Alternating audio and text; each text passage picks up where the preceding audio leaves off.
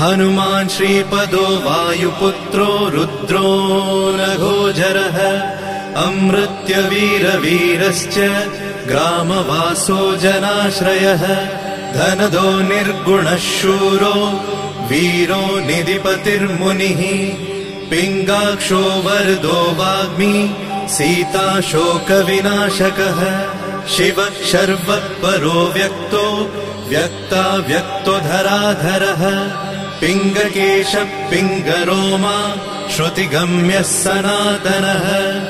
अनादिर्भगवान् देवो विश्वहेतुर्जनाश्रयः आरोग्यकर्ता विश्वेशो